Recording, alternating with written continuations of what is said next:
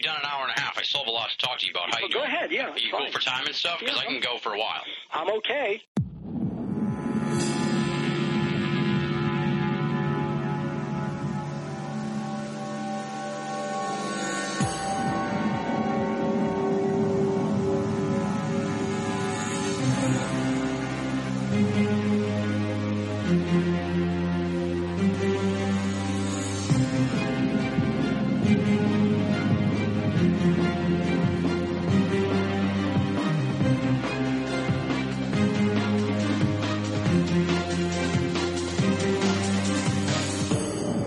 And now, ladies and gentlemen, Binnall of America Audio, with your host, Tim Binnall. Hello out there, my friends. This is Tim Binnall of BinnallofAmerica.com with another edition of BOA Audio Season 3. It is June 22nd, 2008, and this week we have the second installment of our marathon conversation with Bill Birnes of UFO Hunters, UFO Magazine, and co-author of The Day After Roswell. If you missed out on last week's episode, you definitely want to go back and pick that one up. I can honestly say we probably got more feedback for that episode than we have in quite some time. For those of you who already caught part 1, if you thought that was something, wait till you hear part 2. This is an ultra-hot edition of BOA Audio that is definitely going to generate a lot of buzz in the online esoteric world. Here in part 2, we're going to focus on the field of ufology in general, some big picture questions, and a host of side roads and tangents. We're going to find out if Bill ever gets burned out on UFOs, his theories on what is behind the phenomena, and how much the government really knows about flying saucers, plus his thoughts on the disclosure movement and exopolitics. We're going to smash the fourth wall of the program as we talk about the online esoteric scene and the podcast genre. Bill had a passionate post at the UFO Magazine blog about some of his issues with the podcasting scene, and we're really going to flesh out that blog post and discuss what Bill doesn't like about the podcast scene right now and the troubling trend of gatekeepers in ufology. We're also going to discuss staple BOA audio issues like women in ufology and young people in ufology, plus, of course, tons and tons more. Much like part 1, this episode is richly detailed. I just sit back and let Bill take as much time as he wants to answer the questions, and we really get some tremendous gems. As I said at the beginning, it is an ultra hot edition of BOA Audio, no holds barred with Bill Birnes, as we cover a plethora of topics in the UFO scene today. For those of you who are unfamiliar with Bill Birnes, let me give you a little bit of background on him. William J. Birnes is a New York Times best-selling author, a magazine publisher, and a New York literary publishing agent who has written and edited over 25 books and encyclopedias in the fields of human behavior, true crime, current affairs, history, psychology, business, computing, and the paranormal. As publisher of the nationally distributed UFO Magazine, editor of the UFO Encyclopedia published by Pocket Books, and co-author with George Hoover of A Worker in the Light, Dr. Birnes has added to his list of publications in the UFO paranormal field, which include The Day After Roswell, Unsolved UFO Mysteries, and The Haunting of the Presidents. He was frequently featured on the UFO Files on the History Channel and is one of the stars of the new program UFO Hunters, also on the History Channel, presently taping its second season to premiere in September. His website is www.ufomag.com, ufomag.com. Definitely want to check that out. A tremendous blog there that is actually run by BOA's own Leslie. She's done some outstanding work there, bringing in a variety of voices to the UFO Mag website. Definitely want to check it out, ufomag.com. Without any further ado, let's rock and roll. This interview was recorded on May 16th, 2008.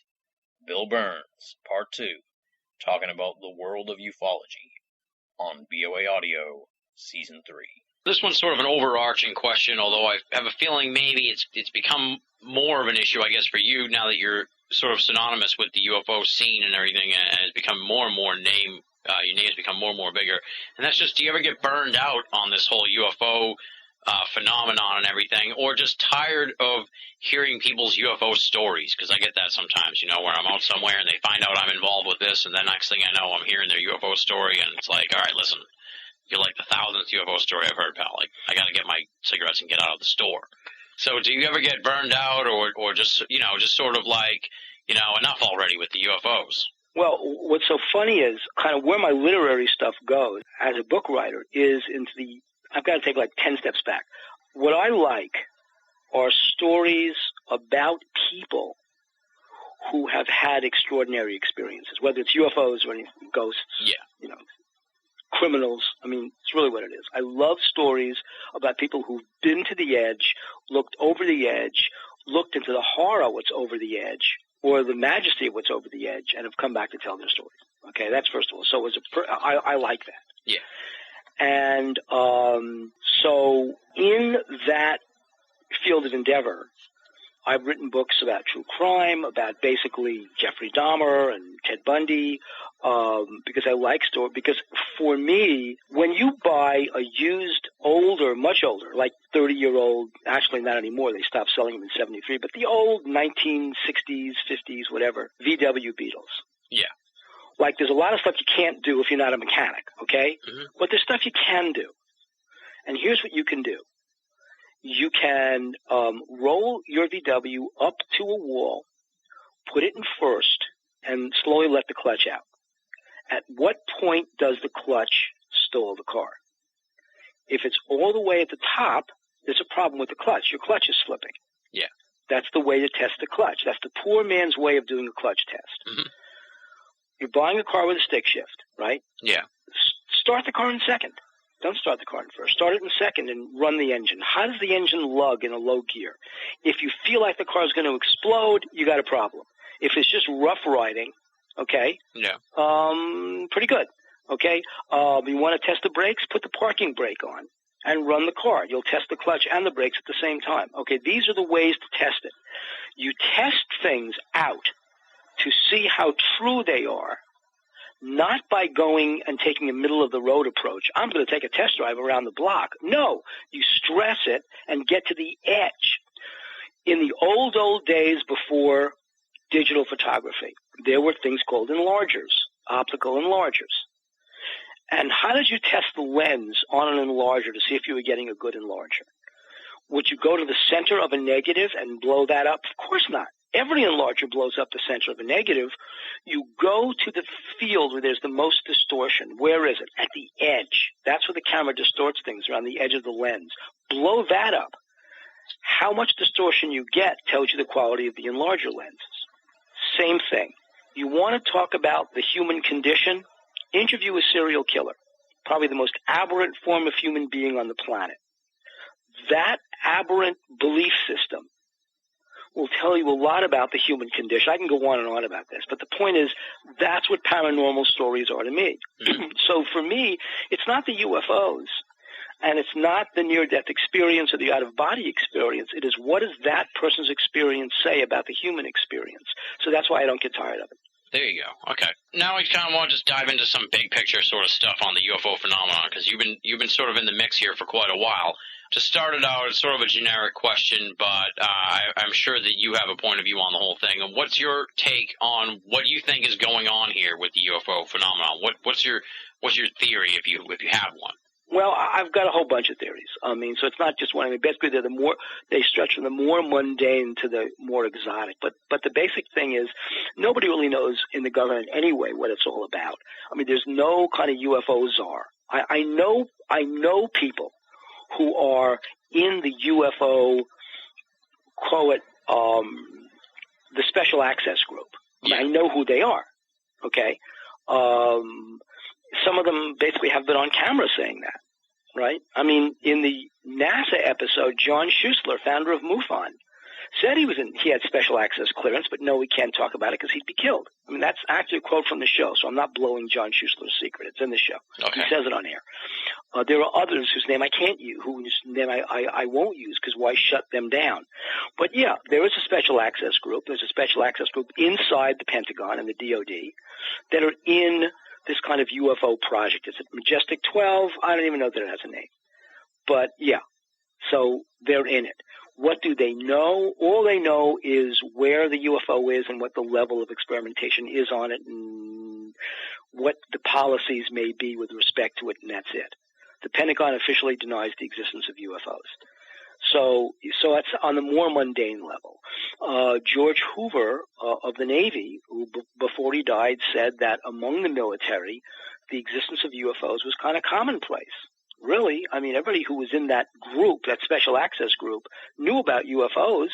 It's just a matter of they didn't take it that serious. I mean, they weren't falling on the floor in awe over them. They were much bigger secrets, and that's where it gets more exotic. There are UFO cases that would stun your mind. Nobody pretty much knows about them. It's research that I do pretty much privately. I wouldn't bring it up in UFO Hunters because there's nothing to shoot.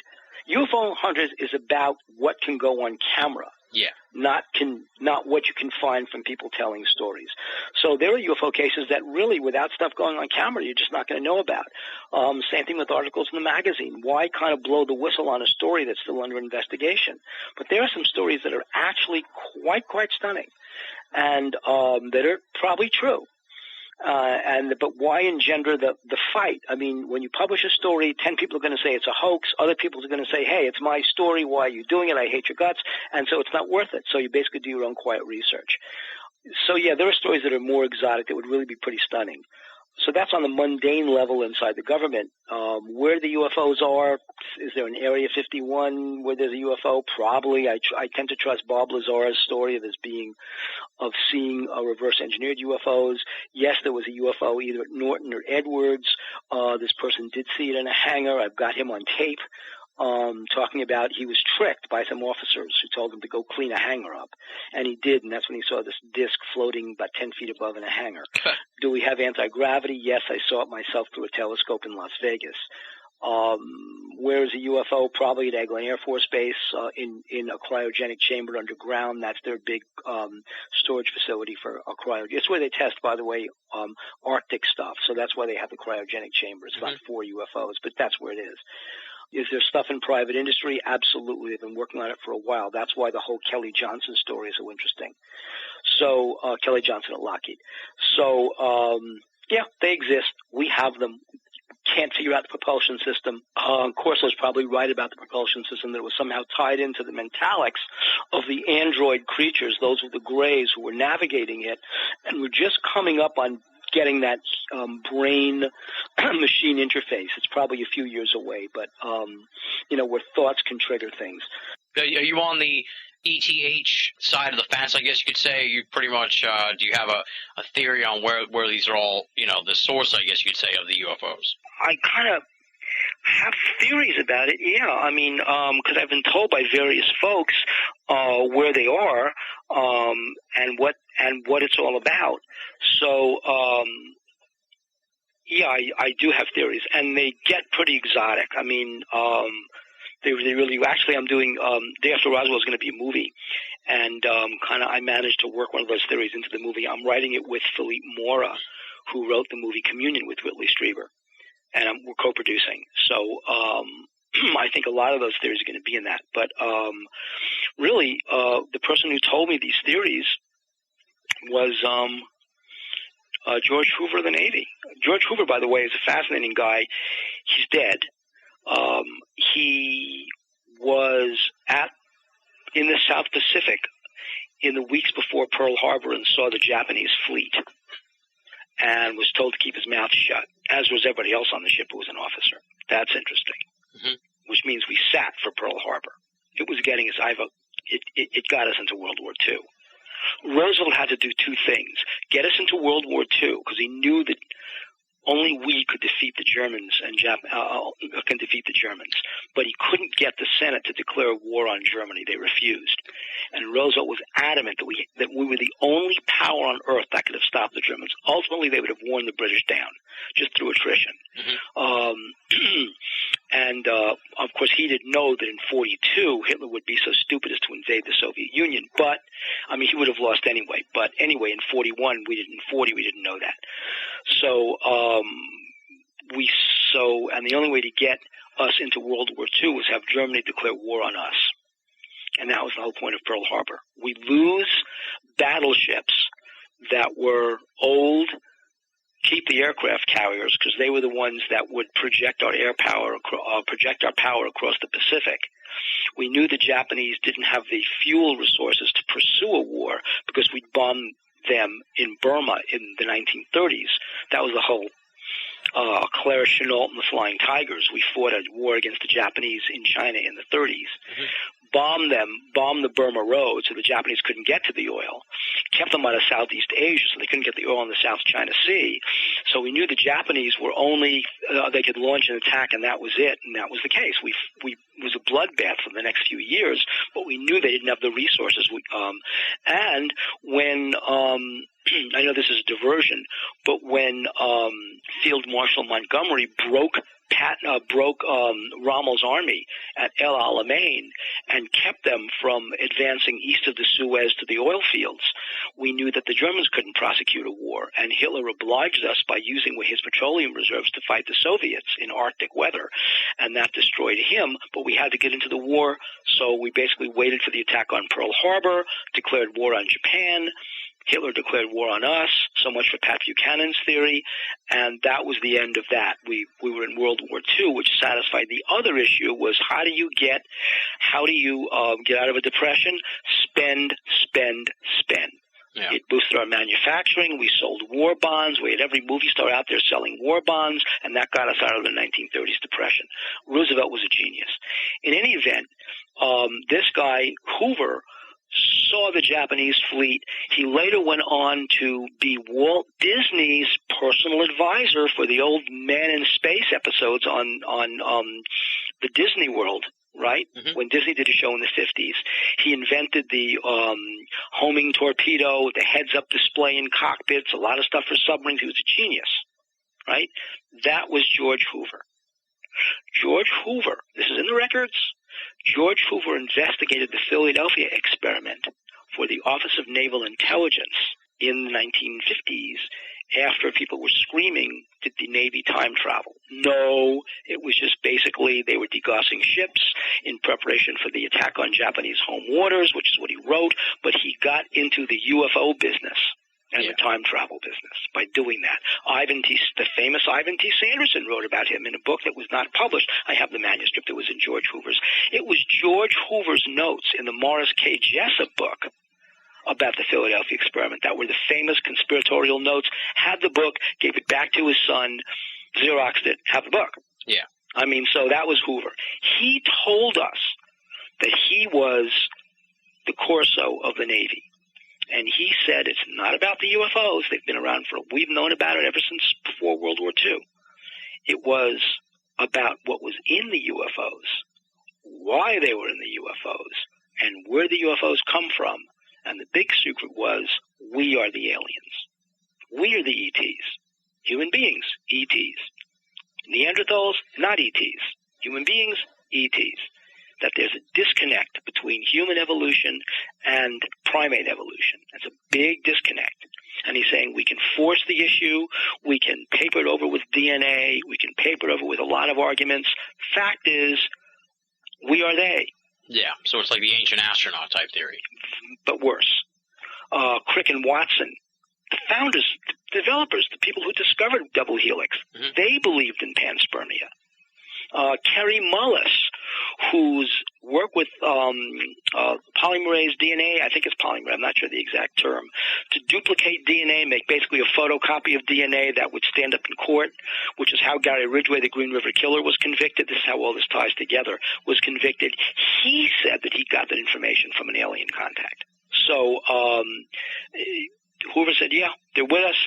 Alien contact is real. It's been happening for thousands of years, and the military knows about it, but the absolute deadly fear is that not only are they us, are they we, we are they, but that we've got a lot of the same abilities that they have, only we don't know what we know, and therefore are very easily led and compliant by all kinds of, it's not just THX 1138, this George Lucas, everybody looks like he's wearing a jumpsuit. It's not just that, although it's close to it.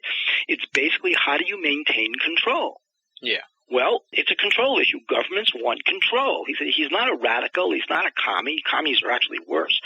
He said he's not that. He just is saying that you've got to control mass societies. That's what we learned at the beginning of the 20th century.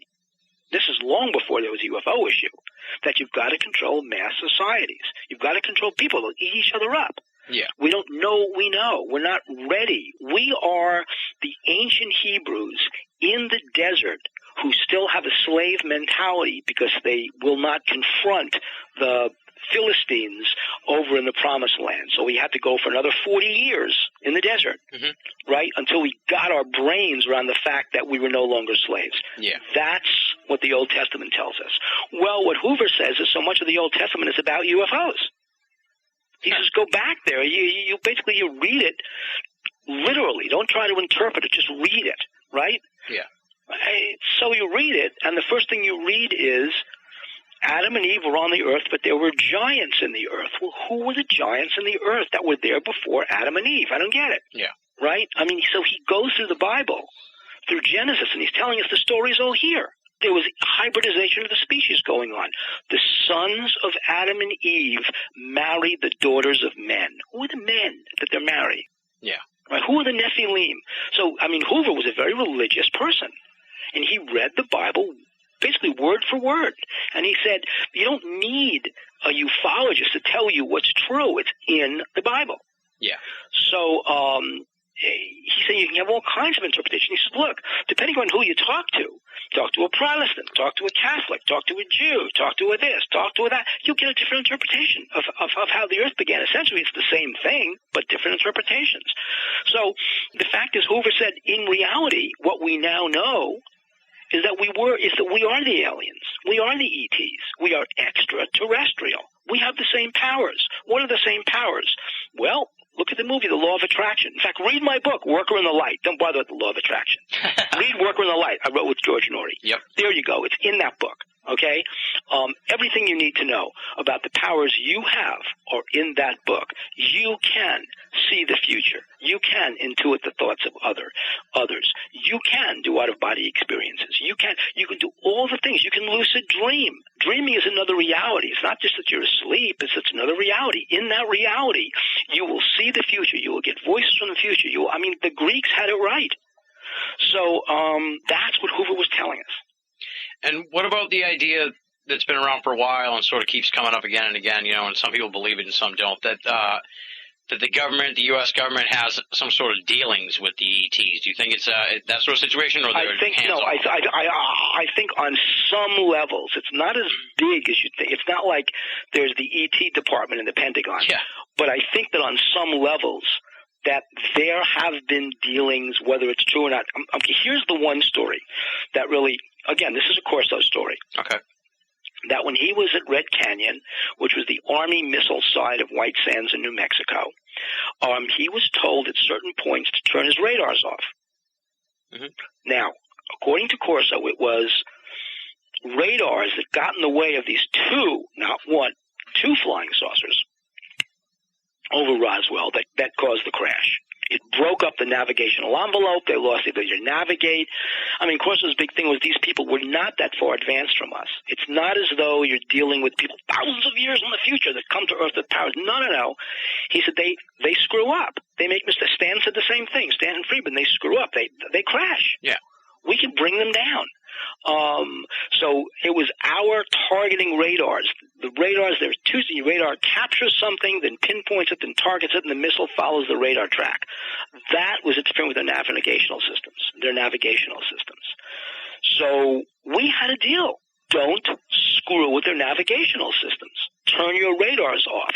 Somehow the folks at Red Canyon Radar Control, ATC or something, would know when saucers were in the vicinity, and Corso would get an order, turn them off. Well, Corso basically fudged on the order. He kind of waited maybe a couple of seconds before turning it off. Maybe turned it on a little too soon. That's when he saw these UFOs crisscrossing across the sky on radar. Obviously, if they knew if they had that sort of policy in the works, then there must have been some kind of... That was my logic. There was an understanding. Yeah. How about on an international front? Now, we have a writer for our site, Richard. He's from Wales in the UK, and he wanted to know about UK prime ministers, how much you think they know, and if they're sort of like... if you think there's like an international sort of situation where, certain governments share information or, there's an overlaying layer, I guess you could say, of people in the know. Well, I would say that there is sharing of information, but also at a Defense Department level, it's also, let's put it this way, UFOs were a big pain in the butt, okay? I mean, for governments. I keep saying this, and this is another thing that didn't get on the air, but UFOs are like serial killers. Everybody knows they're there. They're in plain sight, only nobody wants to deal with them because they're pains to deal with. Yeah. Right? So let's take RAF Bentwaters, classic example. Of course the British figured it was a UFO, right? But it was in an American air base. So their attitude was, let the Americans deal with it. What a pain. Let the Americans handle it. We don't want to handle this. We'll put it in our files. And, of course, the Americans didn't want to handle it. The commanding general for Charles Hall basically never even got back to him on it. Who cares? We don't want to know about this. In other words, since we can't do anything about it, why spend time? Why start a whole big UFO flap, which is going to be all over the news? What a pain, it's something you can't deal with. Why don't the Air Force want to get a Project Blue Book? God forbid they actually put out a real UFO story. Then the Air Force is in the UFO business. Yeah. They don't want to be in the UFO business. They want to be in the, I want as many taxpayer dollars as I can possibly have to be in the defense business, not the UFO business. They tried to have shoot-downs with UFOs. In Frank Fascino's book, Shoot 'em Down, he talks about the Air Force fighting with UFOs in 1952. They lost. Why get in a fight you can't win? Yeah. I mean, they weren't commies, so why should we worry about it? I mean, really, that was the thought. They're not commies. They're not from Russia. So fine, let them fly. We can't shoot them down. We don't want them to shoot us down. So let's just, we'll keep track of them. We'll try and see what they're after. And but then they shut down Malmstrom Air Force Base. Then they track our fighters and bombers across the country. I mean, those are all issues that we have to worry about, so we'll keep in files on it, but there's nothing we're really going to do. What are the files? Operation Blue Fly, Operation Moondust. And so that kind of segues actually into the next sort of thing I was going to ask you about, and that's just this whole disclosure thing that everybody, not everybody, but there's a good portion of people that's sort of their banner issue, and of course the exopolitics movement that's sprung up in the last since the turn of the century, I guess you could say. What are your thoughts on that whole thing? Because it sounds like you don't think that disclosure is a possibility. No, I really don't. I just don't see it. I see. I mean, look, I respect Steve Bassett. I respect what he's doing. Respect the fact that he actually ran for Congress. He actually ran for Congress in the very district where the Beltway shooters were shooting at people. So there he is standing on a sidewalk talking about UFOs and congressional campaigns, and bullets are whizzing around his head. So you gotta feel happy about that. Grant Cameron, great job. Presidential UFOs, fabulous, fabulous. So does the government know about UFOs? Richard Dolan's book on the national security state. Again, I mean, he's a documentarian. He's a historian. Fine. This is all good stuff. Everything is in there. So you really don't need the government to come clean. Why would Hillary Clinton go on camera? What's the purpose of disclosure? The CIA said from the outset, it's in their report, they wrote it, it's in their official history. Take that as gospel. They said that they like UFOs because UFOs help them cover up what they're really doing. And if somebody gets too close to the story, they'll make it derisive. Their plan was to leak. This is what they did. I mean, it's brilliant. Again, it's the whole serial killer business. Ted Bundy, after he kills Georgette Hawkins and takes her body to the woods, decapitates her. After he takes her to the woods and kills her, what does he do? Does he go hiding under his bed in terror? Oh, the cops are after me? No. He knows that they're probably looking for a car, so he rides his bike to the very murder site. He's missing one of the earrings from that he disposed of, so he figures that earring could still be at the site. The last thing he wants is some cop to find it. Rides his bike to the site, sees the cops covering the site, the missing woman. What's going to happen? Who knows? He says to the cop, "What happened?" The cop says, we're doing a missing persons case." Bundy says to the cop, "What's that over there?" The cop turns around, he bends down, picks up the earring he's after, shoves it in his pocket, continues the conversation, hops on his bike, and goes away. Case is not solved for another decade. Okay? So the point is UFOs are in the cop's looking at the killer. He doesn't know he's looking at the killer. Same thing. The last thing you want to do is have to, do a whole case on this. So it's the same thing. Why would you possibly want to open up this whole UFO flap? So what did the CIA do? We're going to take it one step further. They decide to release real UFO stories. Real stories. What is the CIA? They make contact. First of all, the whole point of the CIA is infiltration of American institutions. Is it a bad thing? No, they learned it from the Soviet Union. By the way, who started the CIA? The Soviet Union. And the KGB got to Dulles. He didn't know they were KGB and said, you guys should have a real central agency for developing intelligence. You don't have it. That's why the Germans are so good. And Dulles said, hey, that's a great idea. It goes to Truman. And they get the National Security Act, which creates the CIA, right? Yeah. Who are the people who went to Dulles? Kim Philby, all the people from the Cambridge KGB cell. So the CIA is started by the KGB. Brilliant. I can go on about this. They infiltrated us at every single level of government. The Chinese are doing it now. Now we just sit for it. We just think it's great. McCarthy was a dupe. Everybody thought McCarthy was an idiot. Therefore, they turned away from what he was saying that was actually true. Not that I'm a big McCarthy fan, but still. So here's a case where the CIA, knowing how to infiltrate institutions, goes to all the major institutions, TV and film and newspapers, right? Yeah. And where do they leak the UFO stories to? Tabloids. Tabloids. A lot of the tabloid stuff is dead on true. They've gotten it from sources they can't mention. What did Ted Koppel, in one of the most brilliant things Ted Koppel ever say, the guy from Nightline, the ABC News, right, on camera editor, yeah, right, who's a Yale lawyer, what does he say? He says that the only truth you'll ever get from the media you'll find in the tabloids. That's what he says. And he hosted Nightline. It's a quote. He gave it to I think it was the graduating class at some college in Boston. Maybe it's BU. Yeah. Anyway, that's what he says. It's true. Where does the CIA take its greatest stuff? To the tabloids. Why? Because nobody takes it seriously. It's Ted Bundy standing in front of the cop. Yeah, exactly. Right? Mm-hmm. So that's what you get. It's unbelievable. Where else do they go? The science fiction film movie makers. I kind of think that it's maybe a generational sort of thing, that as more more generations come along, and my generation, because I'm only about 30 now, as my generation sort of grows up and our kids sort of grow up, that eventually it'll be an accepted sort of fact that UFOs are real. And I think that depending where you look, I mean, quite honestly, so that when Steve and I argue about disclosure, I keep saying it's already been disclosed. Why are you beating a dead horse? In other words, there was a point during the Vietnam War.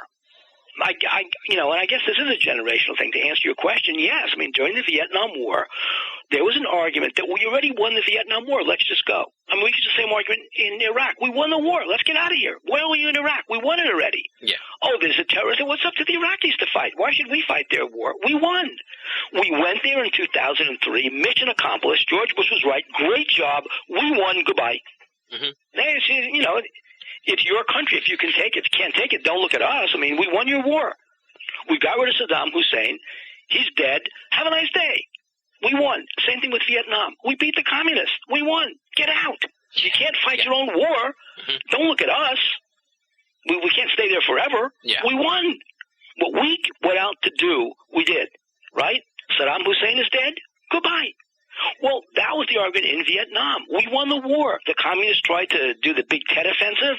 We beat the crap out of them. Goodbye. Let's get out of here now. It's 1968. We won. Hey, you guys in South Vietnam, you want your country? We'll go fight. Here, we'll give you all the equipment you need. Here it is. Goodbye. We're leaving. Well, that was the argument. Well, I have the same argument for disclosure. It's already been disclosed. Case closed. Over. Goodbye. Why beat the dead horse? Why try to get somebody in Congress to say there are UFOs? What's the point? It doesn't matter. We know there are UFOs. We have all the documentary evidence. Yeah, read Dolan, read Corso, it's all there. Read all the documents. Read the Cliff Stone book on the documents. Everything you need is there. You don't need anybody to tell you the documents are real. You know they're real. Okay, what are the Woods? Read Ryan Woods.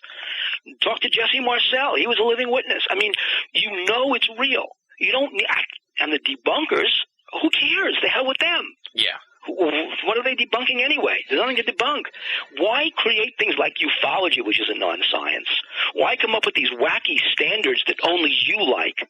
Why worry about it? All the truth you need is there. Disclosure has happened. It probably happened 60 years ago, but certainly it's happening. It's happened now. There it is. It's done. Don't worry about it. Has the government admitted there are UFOs? Yeah, read the tabloids. There's your disclosure. It's in the tabloids. Look at Earth versus the flying saucers, invaders from Mars. All there's a grain of truth. Mm-hmm. All right, so you think sort of like this political tact is not really the best method of going about it? Why waste the time and energy and that sort of thing? It's a job. I mean, I think it's great. It's a job. Keep the pressure on. But, I mean, you're keeping the pressure on something that's already taken place. Yeah. And now the next thing I wanted to talk to you about, and we kind of talked about this off the air, but I guess I kind of feel like I have a responsibility, I guess, to respond in a way. And that's your post from the UFO Magazine blog was kind of anti-podcast and stuff like that. And I agree with you in the sense you said, a podcast is only a podcast because someone got the right equipment, which I agree with. The field of podcasting in the esoteric realm has become just oversaturated. And I've been doing this for like 4 years now. So when I first started, it was kind of novel.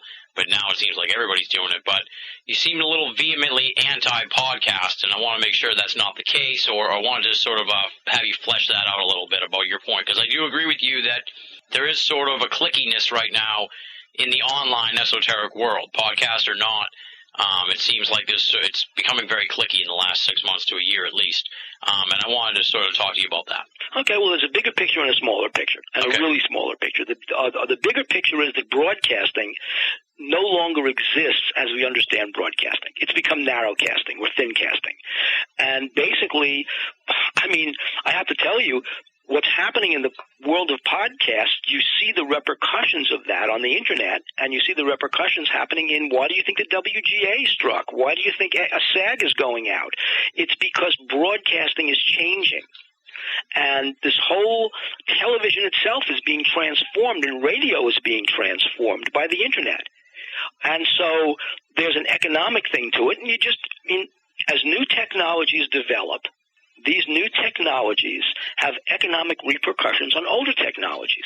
So that's the one thing. So I'm very kind of sensitive to podcasting without being pro or con, just sensitive to podcasting, knowing what it's doing to knowing what the technology is doing to television and radio and, in some cases, motion pictures. Okay? I appreciate that. That's one. Two, when you go on traditional television, whether it's a cable channel like History or A&E, or whether you are on Cap Cities, Channel 7, there is a level of professional review, okay, that says, okay, you are worthy to be on TV. It's not like you are the character in the movie Network where you can go off on your own and there are great ratings and you've got Faye Dunaway saying kill the guy on camera, the Patty Chayefsky movie. There's a level of review, okay? Just like publishing. Here's the same model. Yeah. Once you have print on demand and once you've got vanity presses, you could write 100,000 words that say all work and no play makes Jack a dull boy. Write him a check for $10,000 and you've got your book. Now you're published. Yeah. Okay? Yet, to get past the review process, as onerous as it is, of a professional publishing house, it's a backbreaker. Just like to get past the review of making a movie. You can make a movie, get a handy cam, get even a broadcast quality movie camera for $2,500, right? Mm-hmm. Get out there, make a movie. Here's the movie of my dog. Who are we talking about now? But here's the movie of my dog and the universe. You do it. And dog, God, same thing. Okay, you do it, and you've got a movie. Okay? Yeah. Now, you got a Mac? Great. Hi, Mac, edit my movie. Do iMovie, make a little edited version of your movie. So far, what are you spending, $5,000? Got a movie. Now, digitize the thing, put it on the internet. Go to PayPal, get a site. Here's my movie. Download it. Click, $10. Download a movie. Yeah. How hard is that? I mean, it's hard. I mean, not every person, living under a bridge can do it, but the fact is you can still do it. Okay. That's transformed the industry, if you want to know the truth. Because now you've got these special niche market DVD movies, internet movies, special market podcasts competing with, and you can listen to them anytime, right? And you've got TiVo, so you can just basically sit in a room, have your own chocolate-covered strawberries, never go out, and basically do podcasting in TiVo the whole day long, and that's your life. Well, again, that's fine. I'm not an anti-technology person. I think that's great. When my dispute with that podcasting group is when they suddenly declare we are the Taliban. Ours is the only truth. And if you're on the air and want to say this is my only truth, fine. It happens not to be my truth. It's your truth. Have a nice day. We don't have to fight. You can criticize me all you want to. But when they start going on the air and in the podcast are tearing people up because they don't and because they don't conform to their levels of what is true. And the fact is, this is ufology where nothing is true. Yeah. And so that's my gripe. And that was the whole blog. It was listening to some of these things and saying, oh, we're the tellers of the truth. Who made you the tellers of the truth? What are you, the Messiah? I mean, did somebody come down and say to you, oh, you have the truth? No. And by the way, I know the backstories of the people who were saying this, and the backstories are crazier than Billy Meyer. So please, don't tell me that, you're the truth, because you're not.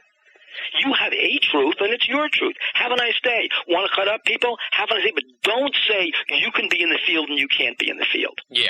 Nobody made you the refs, okay? So that's my gripe.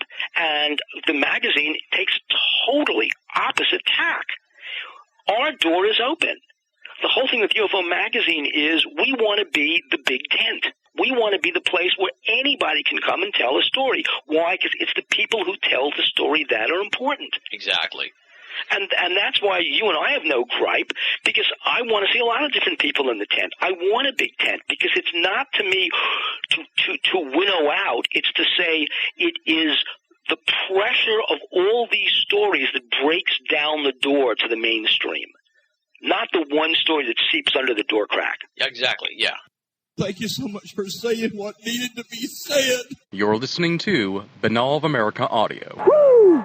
Like I said when we talked off the air before we even started the interview, I just had to clear the air because as a podcaster and as one of the people who's been doing this for a while, it's disappointing when that situation comes up is the best way to put it. I've heard of these other shows. I don't listen to any other podcasts, to tell you the truth. I'm just too busy.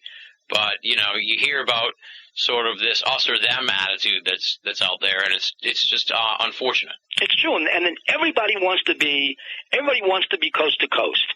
Everybody wants to be Steven Spielberg. You know what? I have to tell you, in defense of Coast to Coast. Now, the disclaimer is that George and I are writing partners, and we've known each other for like well over a decade. Okay, so that's first of all. So this is not, I'm not a private party. George and I are friends. Mm-hmm.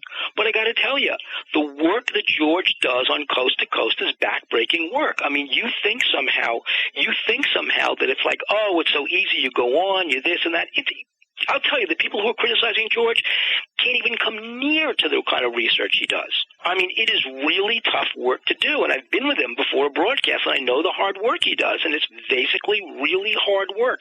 And the fact is, Coast to Coast is a commercial broadcast. It's not his job, nor should it be his job to say, oh, you're not real, you're not real, you're. And he doesn't do that. Exactly. Okay? He's got an interview style, which basically is, if you've got a great story to tell, I want my listeners to hear it. Whether it's a ghost story, a past life story, that's what I want to do. And so that's what George does. And he is I'll tell you something, he's very, very good at it. There are a few people.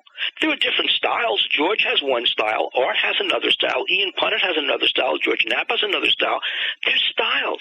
They're approaches to being a talk show host. The fact is, George Norrie is not the nation's most listened to nighttime talk show host, in the top 5, I think, just because there's nobody else on the air. That's not true. And so anyway, and look, even the fathers of the movement, and one of the fathers was Long John Nebel. Mm-hmm. Long John Nebel adamantly did not believe in UFOs. Okay, Barry Farber and I were on the air talking about this. He did not believe in UFOs. Not in the jot. Yet his wife, Candy Jones, was a victim of MK Ultra and was set up to be an assassin long before he met her, and this like Manchurian Candidate stuff was coming out of her brain while they were married. So he's living this double life, right? But Long John entertained all kinds of people. Yeah. He was a great host. Well, Art is in the model of Long John. George does a nighttime talk show host about serendipitous things. And he's good at what he does. So, but that's professional level broadcasting, okay? If you know what it means to make a movie, it is next to impossible. I've been in motion pictures. It is next to impossible to do, okay? The fact that Spielberg can do this, it's not easy. It's not that he waves his hand and magically, zap, there's a movie. It is backbreaking.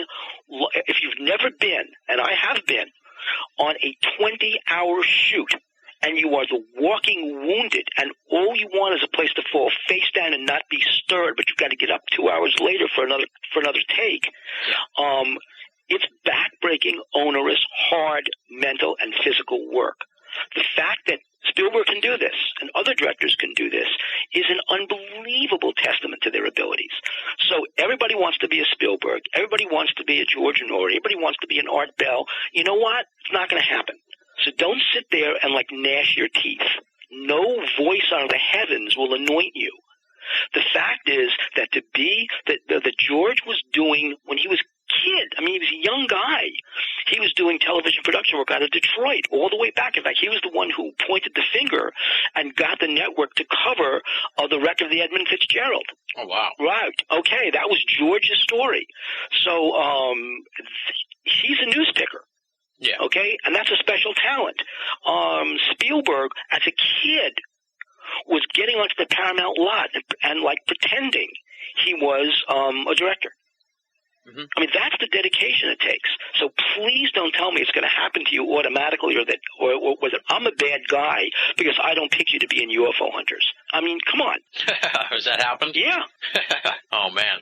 That's kind of like what we were talking about, that there's an attitude, and I've kind of befallen that. I've been the victim, I guess you could say, of that in a lot of ways, and I'm sure you have with UFO Magazine when we talked about this, that us in the esoteric media, some people want to assign us the responsibility of acting as the gatekeeper when that's not our job. No, that is not the job. Absolutely not the gatekeeper. In fact, the worst thing you want to be, the minute you see yourself as a gatekeeper, that's when you should retire or get another job. Mm-hmm. And, I get the emails all the time about, why'd you have this person on, or you should, and people criticizing me in various places on the internet. It's like, come on, dude.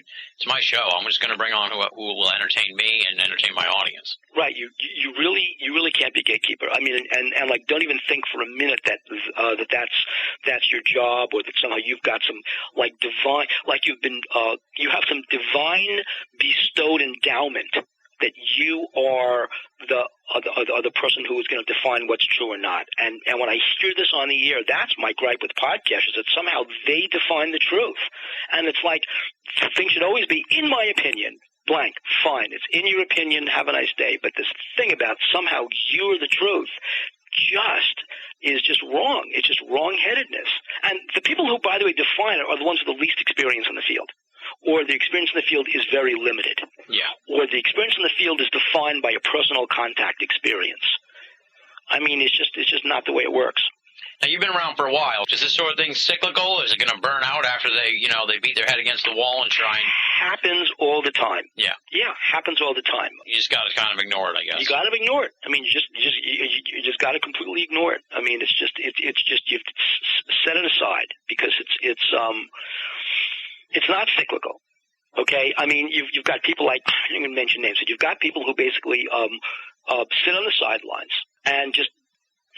See, UFOs and paranormals are so challenging to certain people, and it's not because it is challenging them from the perspective of, you're challenging my reality. It's more, why do you have the story and I don't? So my attitude's going to be, I'm going to debunk your story. You're wrong, and the attacks are always personal. Yeah. They're all ad hominem attacks. Mm-hmm. And so you see so much jealousy in the field because it's a non-field. Yeah, and everybody wants to be the one that breaks the story. Yeah, I mean, it's a non-field. And everybody knows, everybody believes that if you have the real UFO stuff, and I do, if you have the real UFO stuff, you're going to make $1 million. You're not. Okay? I mean, we have bumped into people both in UFO Hunters, both in the books that I've written, both in UFO Magazine, that basically say, sure, it's $1 million for my picture. Well, you know what? No. Okay? If you have a real picture, that's great. There are tons of real pictures. They're great. You know? And that's the whole business of basically checkbook journalism in ufology. You go to a place and you find all these people are divvying up their witnesses. I control these witnesses. I control these witnesses. I control these witnesses. I control these photos. And the fact is, Corso was right. You don't have to have a government cover-up. The ufologists cover it up themselves. Yeah, exactly. Because they just don't want to work together or anything like that. It's a turf war. It's a turf war. So because it's a turf war, you'll never get the truth. The truth is in the National Enquirer. That's what the truth is, and it's there for anybody to see. Okay, just gotta, take the blondes off it, take the Marilyn Monroe stories off it, which, by the way, most of that is true anyway. And you just got to peel away various levels, but there's a core truth. Nice. Now, another sort of big picture issue that we discuss a lot on the show, and I'm sure you have some perspective on this because your wife's a big player in the UFO field, and that seems to be the women in ufology.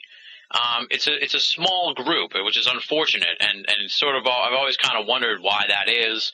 And at Binnall of America, we have a lot of female writers at the website, and actually 2 of them write for UFO Magazine, so we're sort of interconnected on that.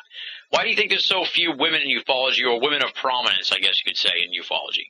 On the one hand, up until, I would say, the late 90s, it really wasn't a big issue for women. I mean, it was really kind of men's toys. Yeah. It's like techno-porn, UFOs and military.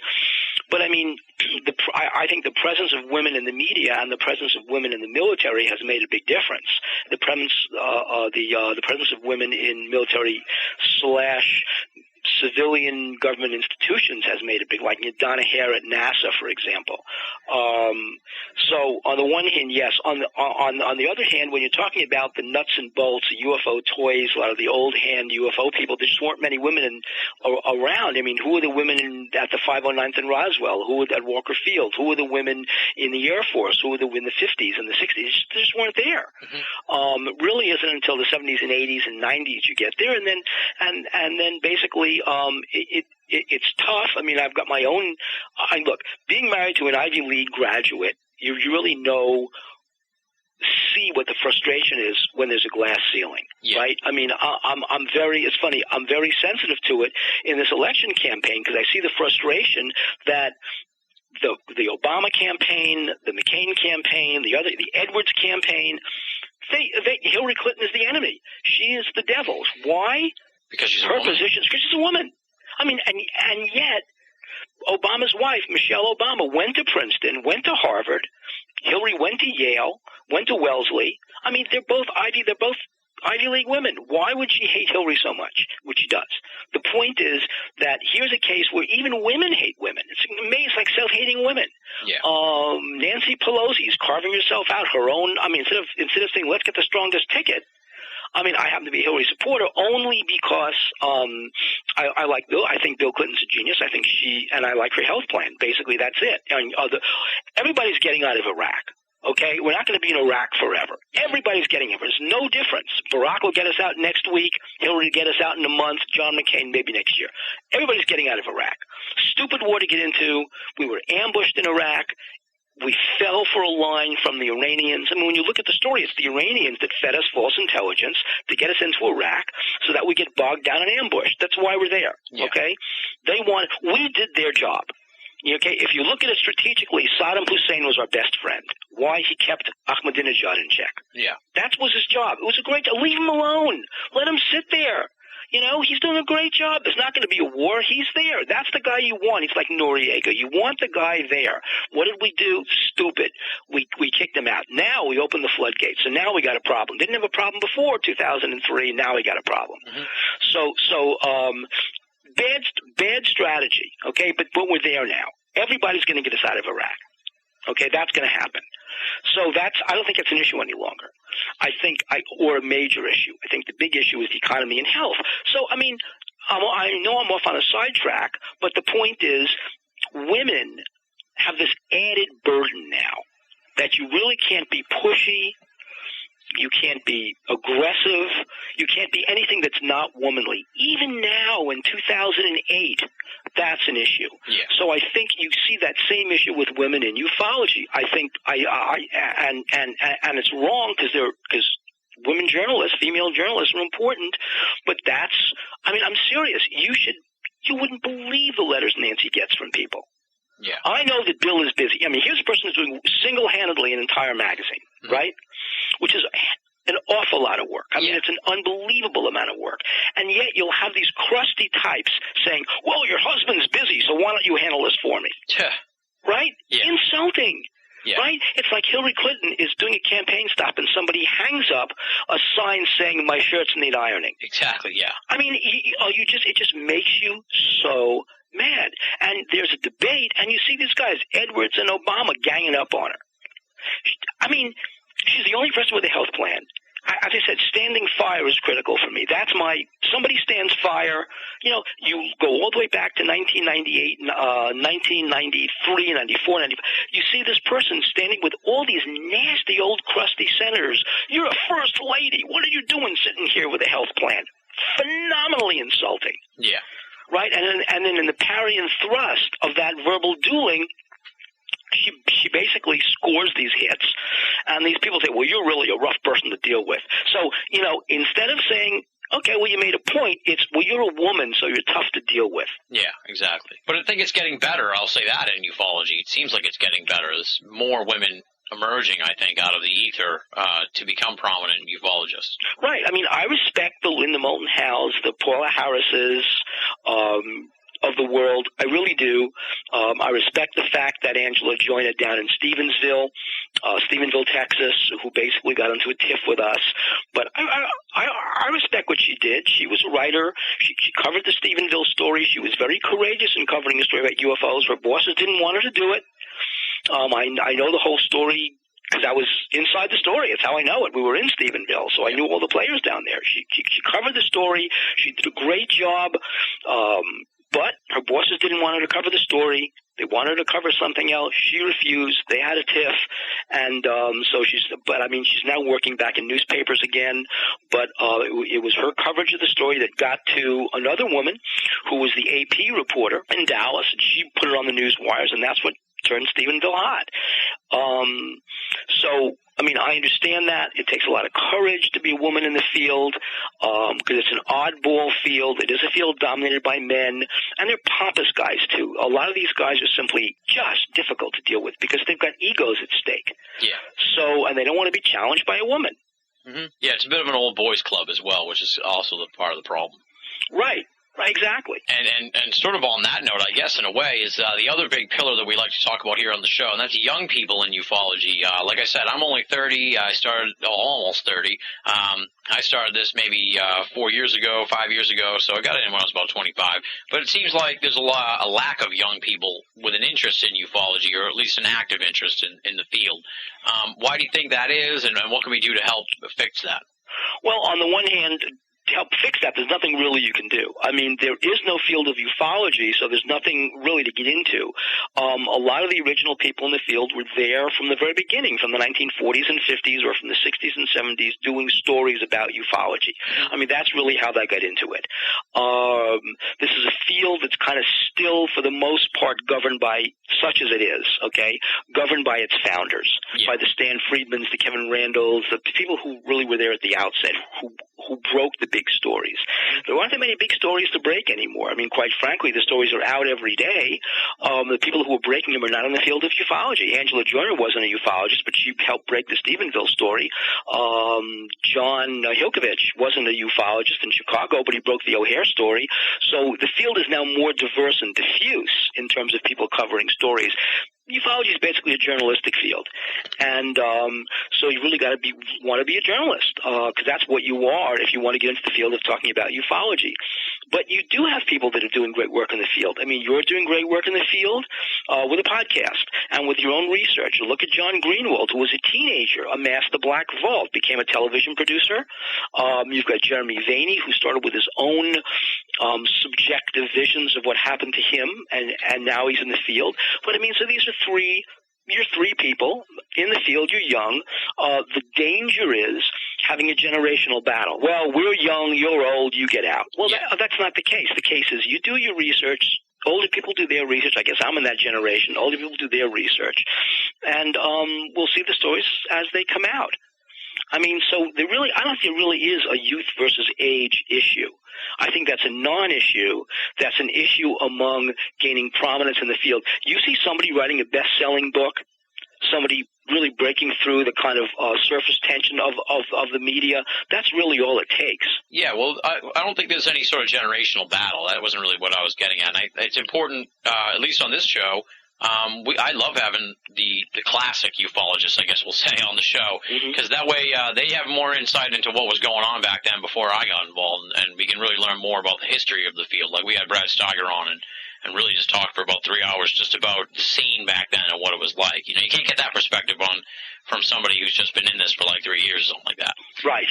And the other sort of, I guess you could say, interest group that doesn't seem to have a place in ufology, and that's people of color. It seems like it's a very white field, and with some Latin people, you know, like the Scott Corrales and the Jaime Massans and stuff like that. Jaime Masson, Ruben Uriarte, Noé Torres. I mean, you have, then there's, remember, there are a lot of Latin people in the field, a lot of Hispanics in the field. The huge UFO movement in Mexico. But I don't mean Latins. I was excluding them from the question. But I mean, like, I don't want to say African Americans is the term I guess we would use. In America, it seems like it's a predominantly white field in America. Why do you think that is? The simple answer is I don't know. And that's true. That's for me, probably one of the most prominent African-American authors in the field is Harold Burke, who wrote the book Flying Saucers 101. Major MUFON person. He's the official greeter down from MUFON San Diego, Orange County. He is an investigator in his own right. He is an amalgamator of information. We did a book together for Warner a few years ago called Unsolved UFO Mysteries. Harold was in the movie made by Philippe Mora called Occam's Razor. But I mean, we interviewed Terrell Copeland down in Suffolk, Virginia, who is an experiencer, and was very cautious about coming out about his experiences. He put his videos up on the web, but boy, I'll tell you, to get to that story of his experience in alien contact, took a lot of back and forth, took a lot of conversation, took a lot of trust to do that. And then, of course, in the book that I'm doing now with George Norrie called Journeys to the Light, which is coming out from Tor next year, from Macmillan next year, we have a lot of African-American experiencers talking about their UFO contact. Okay. So in some cases, it's a case of, do you really want to go public with a story? In other cases, you're dealing with, it's more, I think, of a generational issue than it is a racial issue. When we spoke with Terrell down in Virginia, his father was, accepting, but on the other hand, very skeptical. Yeah. His mother did not want to talk about the fact that Terrell had seen, and this was not on the show. This is what I mean by you're going to cull things from the show to get to 47 minutes. Mm-hmm. That Terrell was not only born close to death, okay? Yeah. But that when he was a kid, he was having UFO contact, visits with extraterrestrials, little people in his room. He'd run into his mother's room. We never covered his telekinesis abilities, his telekinetic abilities, his psychokinetic abilities, his extrasensory abilities. None of that was in the interview. Yeah. Think of how strong that would have made that interview, but we didn't have the time to do that and get Terrell to Mass General along with Michael Lee Hill for the blood tests. Just didn't have the time. Frustrating. We'll have to do a double episode. Maybe we'll revisit it this year. Yeah. But there you go. And that was an unbelievable example of somebody. There is not one iota of difference between Terrell Copeland, who's African-American, and Michael Lee Hill, who's Caucasian, same experiences. I mean, what's also not on camera is when Terrell told his experiences to Michael Lee was crying. He was so happy to meet somebody who had the same experiences. We didn't have time to get to the Barbara Wawa moment. There There you go. Yeah, all right. It's a tough issue to sort of get a handle on, but it does seem kind of strange, I guess you could say. But maybe I'll have this guy that you're talking about from San Diego on the show. Absolutely. Get a hold of Harold Bird. He is fantastic. He lives down in Southern California. He's a great interview. He'll talk about his experiences. Mm-hmm. His knowledge of what's on the other side, of the people he's spoken to, of the fact that when he travels around the country, he's a sales rep. When he travels, he's a sales manager, trainer manager. Yeah. When he travels around the country, he'll wear his Flying Saucers 101 UFO Magazine shirt. People will stop him on the planes. He's a guy you want to talk to, by the way. That's Harold Bird. He's very funny. He's a very, he's my age. He's a real trusting guy, but he's very open. So you want to just, you see his face and you want to talk to him. Yeah. Okay, that's Harold Bird. And so people will, he will tell us, people will stop him in an airport and say, flying saucers, I had an experience when I was 5. And Harold will get these stories. He's like a magnet for these UFO stories. People confide stories in him. They will not tell their parents, their wives, their kids. Yeah. And just to jump back to the young people in ufology, one point I did want to make in a way is that your show is doing a good job of sort of bringing UFOs and ufology to those people in a way. Do you know what I mean? Because without that media coverage and without that sort of thing, these kids may not even notice it. Well, that's part of the pressure we're trying to exert. I mean, the point is now, the funny part is History Channel has an older demographic. Yeah. Okay, Sci-Fi has a younger demographic. So you've got the two. And by the way, you should know that there is that award does go on between Sci-Fi folks, let's say Trekkies, space war types. Yeah. Star War types, and ufologists. Yeah. They don't like each other. Yeah, I know. It's strange. I've noticed that. You go to a UFO convention, you will not see Trekkies. Go to a Star Trek convention, you will not see ufologists. One of the great science fiction writers who wrote for Star Trek and Outer Limits, Harlan Ellison, will not. I was on the air with him on the old Kevin Nealon show. He will not. He thinks UFOs are just a big delusion, right? Mm-hmm. So there is a real difference. And yet, I fully believe, and I believe this from people who've told me that he was in the know, okay? Like, there are aliens on Earth. They look like us. They are us. I know I sound like a real conspiracy flame out, but that's Walt Andrus founded UFO, and that's his position, and I agree with it. Among the folks who've told me that look, I've seen a UFO, I've seen an ET believe it or not, in a Ralph's in Southern California. Walked up to her, looked her, and said, "Hi, I'm Bill Birnes of UFO Magazine. I want to know." And she said yes, and walked away. Wow. How did you know that she was an alien? By how she looked. So there are people who look really odd, and you just got to have the guts to walk up and say, "Okay, look." And she said yes, and just walked away. You sure she wasn't really a man? No, I'm just teasing you. I don't think so. So anyway, part of what's going on is that I think that one of the people who knew was Isaac Asimov. And I think Isaac Asimov's Foundation trilogy, which formed the nexus of like a 5-6 volume series of Foundation and Earth, Prelude to Foundation, etc., Earth and robots and stuff, that is the truth. Yeah. If you read Foundation, you'll probably get the truth, Foundation trilogy. But one of the things that so you've got this thing of young people love sci-fi. That's great. They're not fans of ufology. But on the other hand, part of the thing we want to do in UFO Hunters is kind of exert enough pressure that we get real UFO stories out into the public.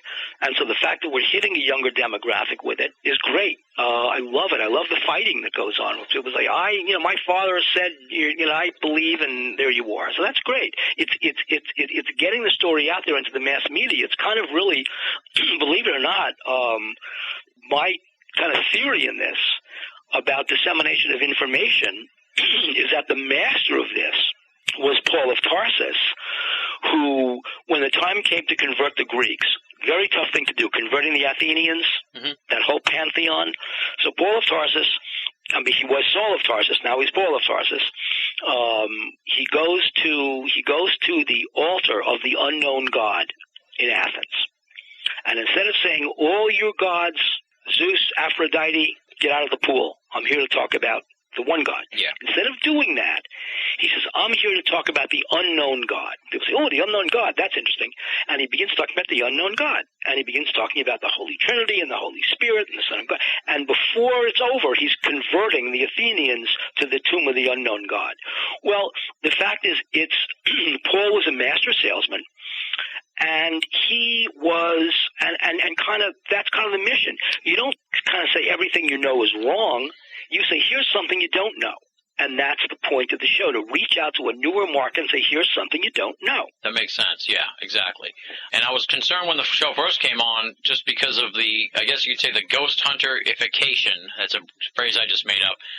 Just the way once ghost hunters became popular, then all of a sudden it was kind of crazy and all these little groups sort of sprung up. But I'm glad to see that sort of thing hasn't happened with the UFO field. It's already crazy enough as it is. Well, the difference is our show is also about history. It's on the History Channel, and it's about history.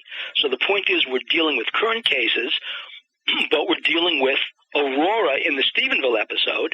We're dealing with Maury Island in 1947. You're dealing with 1980s history in Bentwaters, and you're dealing with the UFO invasion over Edwards Air Force Base, which was 1965 during the Cold War. And so you're putting this in a context of history as well as currency. So it's about history. Yeah. Where do you see the UFO field going, I guess you'd say, in the next 5-10 years? I mean, you've seen the internet explode, and now this, the podcasting boom and the blogging thing and everything like that, and it's sort of become a little more splintered off and all that stuff. But where do you see things going as someone who has a keen eye for the media and stuff like that? Where do you see UFO world going? Well, the big shock to the media world was in January of 2007 with the O'Hare Airport story in the Chicago Tribune, because suddenly you had a story in which there was a UFO sighting. It was like months earlier, but lo and behold, the UFO sighting. Here's a case where, wow, the site took 1 million hits. When Larry King does a UFO show, you think Larry King is a true believer? No, he knows that when he does UFO shows, he gets really high ratings. So Stephenville, there was the biggest hits the Empire Tribune had in Stephenville they ever had. AP was getting hits in its wires. That's what's driving the new direction of ufology. It's suddenly there are people out there who really want to read stories. I don't want to go to the old dog and pony show. Oh, when Roper did a poll, when Gallup did a poll, fine, that's old history. For me, the new history is eyes and legs. UFO stories have legs when they break through the surface tension of the media, and there's some corroboration in a real world of the UFO story. That's what happens. What's great news? That's the direction of ufology. The pressure from the mainstream media to talk about stories, they may laugh. You may get the same CNN hostess, right, news anchor, who will make a joke about, I bet they're seeing little green men too, John. Yeah, ha-ha, Dolores. And that's the end of that, right? Yeah. You'll see that.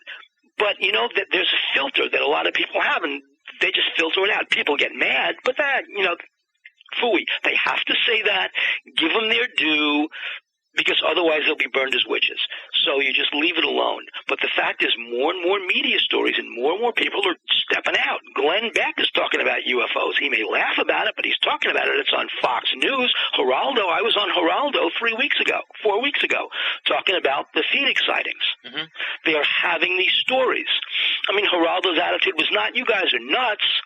When he asked me, what do you think about the flare story? I said, the thing with the flare story is, first of all, there's no disconnect between flares and UFOs. Somebody could have said, flares, right? Yeah. That's not the issue. The issue is, were the UFOs they saw flares?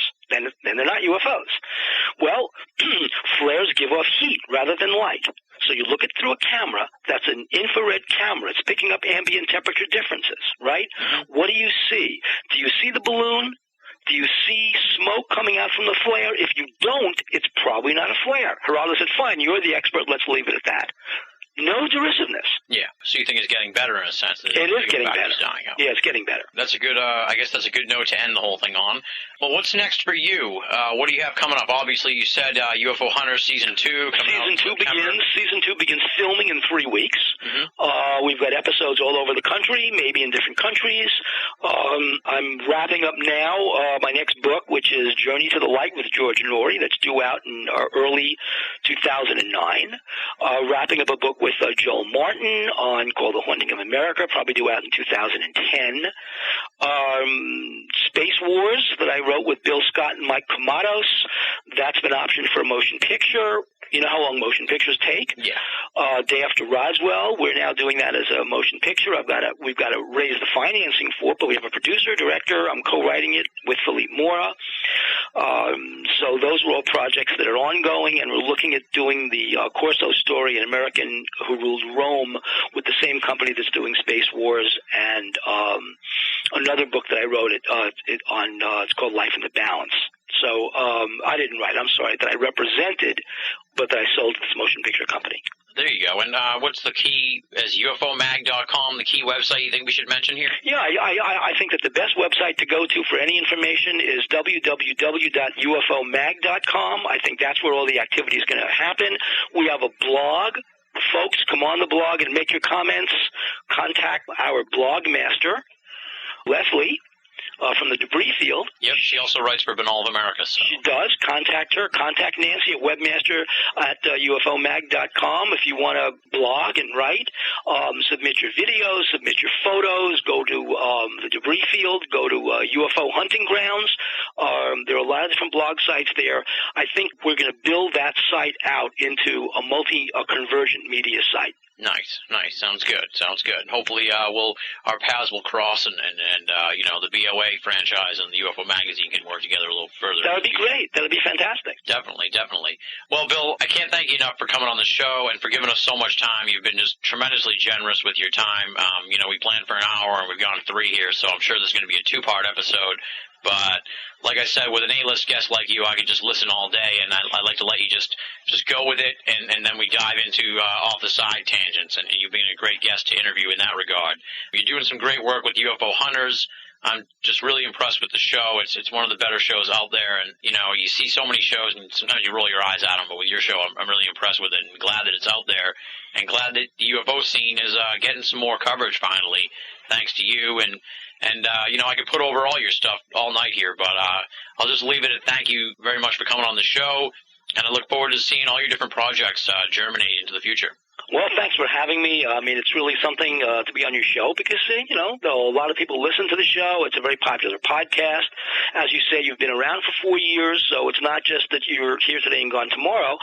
So, and you're doing great work, mainly getting a diversity of opinion, which I think is great. And I'm happy to be here. Glad we could do it. Continued success to you, and thanks for having me. That does it for this week's edition of BOA Audio Season 3. Big, super huge thanks to Bill Birnes for coming on the show and for giving us so much time. Bill says what's on his mind, doesn't pull punches, and I appreciate and respect that. I hope we can have him on the program again sometime in the not-too-distant future. Until then, of course, you can find out more from Bill at the fantastic website www.ufomag.com, UFOMAG.com. As noted at the beginning, definitely want to check out those UFO Mag blogs at UFOMag.com, presided over by the outstanding Leslie of BOA fame. Leslie's doing a great job at the UFO Mag blogs, and UFOMag.com, check it out. Moving right along now, it's time for BOA Audio listener feedback. Kind of a funny one here this week, a little bit amusing to me. It comes from someone by the name of Rod. Here's what Rod has to say. Hello. Stumbled upon your website. Noticed the display you had stating, UFOs are real, get over it. As you should know, the term UFO only means unidentified flying object. As Carl Sagan stated, UFO doesn't automatically mean alien spaceship. Every time someone says, I saw a UFO, they think they saw a spaceship. To me, this shows an utter ignorance of cosmology. In keeping with Occam's razor, what people are probably seeing are our experimental military aircraft. Sincerely, Rod. There you go. Thanks for writing in, Rod. I did reply to Rod, and thankfully, after some explanation, he understood the joke that the t-shirts are supposed to be subversive, they're supposed to be satirical. Obviously, I know that UFO means unidentified flying object, and it does not mean spaceship. The point of the merchandise is to, elicit some laughs, and thankfully Rod understood that, but I found it kind of amusing that someone would take offense to the UFOs are real, get over it statement on the shirt, but I suppose really wasn't that the whole point of putting it on the shirt, to sort of rile up the skeptics. For those folks who do dig the BOA merchandise, we've got some new stuff coming out probably by the end of the summer. We're going to go even more subversive, even more esoteric with some of our stuff. It's going to be pretty cool. I'm already sort of working on the drafts of the stuff, and we've got our resident artist, Circle Dancer, working on some early designs for the merchandise. So we'll probably have that stuff rolled out for you by the end of the summer, maybe to coincide with the launch of Season 4. Once again, thanks for writing in, Rod. I'm glad I could clear up your confusion over the UFOs are real, get over it t-shirts. If you'd like to be a part of BOA Audio listener feedback, you better move fast, because we only have 3 episodes left this season, and I will probably use the last listener feedback to wrap up the whole Season 3, so we only got 2 more spots left for BOA Audio listener feedback. But if you want to get something into us, here's how you do it. There's 3 ways. Either A, write to boaaudio@hotmail.com, B, go to binnallofamerica.com and click the contact button, or C, join up at the official BOA forum, theusofE.com, theusofE.com. Great place, lots of awesome folks there hanging out, talking about the paranormal and the not-so-paranormal. The US of E is like a little family, and we always open our arms to new members who join up and want to join in the hijinks. So check it out, theusofE.com. Any of those 3 methods, the email, the contact, the forum, send me something that way, and it'll be thrown into the BOA Audio listener feedback mailbag, and maybe I'll pluck it out for one of those final 2 editions of BOA Audio listener feedback. Up next, the thanks portion of the show. Let me run down the list of the infamous and esteemed BOA staff: Leslie, Chiron, R. Lee, Joe V., Tina Senna, Rochelle Hawks, and Richard Thomas from Wales. Monday, Tuesday, Wednesday, and Friday, new material from the great BOA staff. Top-notch columns looking at the world of esoterica from a number of different angles. We say it week in and week out. If you're only listening to the podcast series and you're not checking out the columns at BOA, you're making a serious mistake, my friends. Binnallofamerica.com. Make it a part of your everyday search for esoteric news and opinion. As I just pointed out to you, we've got 3 episodes left here in Season 3. This was episode 28. The bills are piling up here for the season, my friends, and as we wrap it up, I got to ask you to make some donations to keep the machine running and to get us on good footing going into Season 4. How do you make a donation? That's simple. You go to binnallofamerica.com or the BOA Audio archive page at Binnall of America and click the golden PayPal button. That'll take you to PayPal. They'll walk you through the donation process. No donation is too small, and all donations go towards footing the bills for Binnall of America and BOA Audio. Next week on the program, we're going to go in a whole different direction. We're going to be talking about the newly emerging field of after-death communication research with the man behind the genre, Bill Guggenheim. A lot of people don't know much about the ADC phenomena.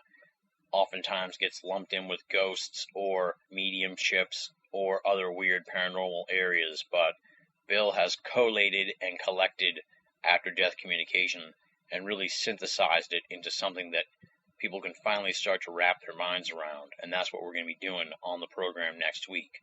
We're going to find out how Bill got interested in ADCs and decided to begin researching the phenomena. We'll be covering ADC experiences in depth, including precisely what they are, and a thorough examination of the 12 types of ADCs. We'll also find out the reaction to Bill's ADC research by other esoteric communities, and how he answers the critics of ADCs, who claim that they are grief-induced hallucinations. And, of course, tons and tons more. It's a deeply personal edition of BOA Audio. It's an enlightening edition of the program. It's Bill Guggenheim, it's After Death Communications, it's next week on BOA Audio. And on that note, we wrap it up, episode 28 in the books. Come on back next week, my friends, for episode 29 as we begin the closeout here of BOA Audio Season 3. Until next time, this is Tim Binnall, thanking you for listening and signing off.